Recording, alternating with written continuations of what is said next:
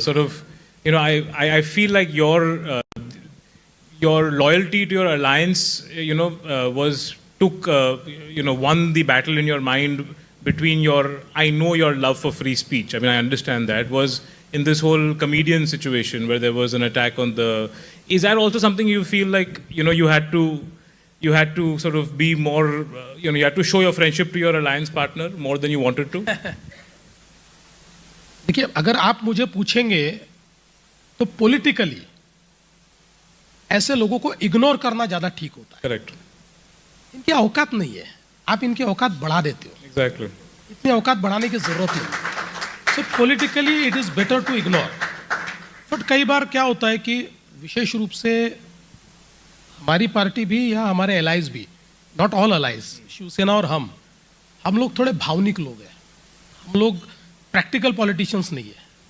हमारे में इमोशन थोड़ी ज़्यादा है, तो वो इमोशन कभी कभी थोड़ा हमको रिएक्ट करवाती है। तो इसलिए मेरा अपना मत आप पूछेंगे तो मैं तो ये कहता हूँ कि थोड़ा रिएक्शन के कारण उनको ज़्यादा तवज्जो मिली। 4 आदमी सुनते नहीं उनको। कुणाल कामरा को अब तो डायरेक्टली जो महाराष्ट्र के सीएम है देवेंद्र फडणवीस जी, उनसे ही जवाब मिल चुका है। देवेंद्र फडणवीस जी ने इंटरव्यू देते हुए ये कहा जब कुणाल कामरा का टॉपिक आया कि कुणाल कामरा जैसे लोग हैं उनकी औकात ही नहीं है, वो इसीलिए पीठ के पीछे बात करते हैं। और देवेंद्र फडणवीस जी ने यह भी कहा कि हमारे जो लोग हैं वो हमको बहुत ही दिल से सपोर्ट करते हैं, यही वजह है कि उनका ये रिएक्शन होता है।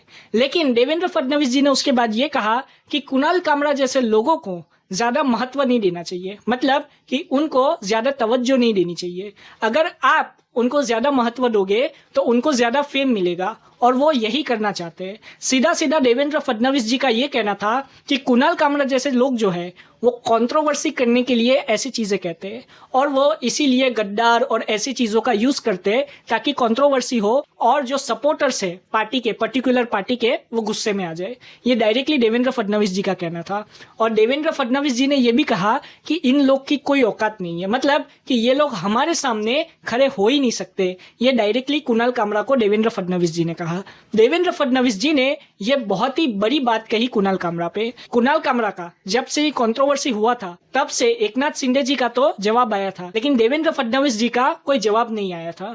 तो लोग सोच रहे थे कि देवेंद्र फडणवीस जी ने क्यों जवाब नहीं दिया, क्योंकि देवेंद्र फडणवीस जी एकनाथ शिंदे जी की पार्टी जो शिवसेना है उनके साथ अलायंस में है और उनकी पार्टी के साथ सरकार चल रही है महाराष्ट्र में। तो एकनाथ शिंदे जी को गद्दार कहा गया कुणाल कामरा जी के द्वारा, तो देवेंद्र फडणवीस जी ने कोई क्यों प्रतिक्रिया नहीं दी, लोग यही सोच रहे थे। लेकिन देवेंद्र फडणवीस जी की देर से ही सही लेकिन प्रतिक्रिया आ गई और उन्होंने डायरेक्टली कुणाल कामरा को कह दिया कि उनकी कोई औकात नहीं है, यही वजह है कि वो ऐसी चीजें करते हैं। आप अपनी राय कमेंट में जरूर बताएं। जय हिंद।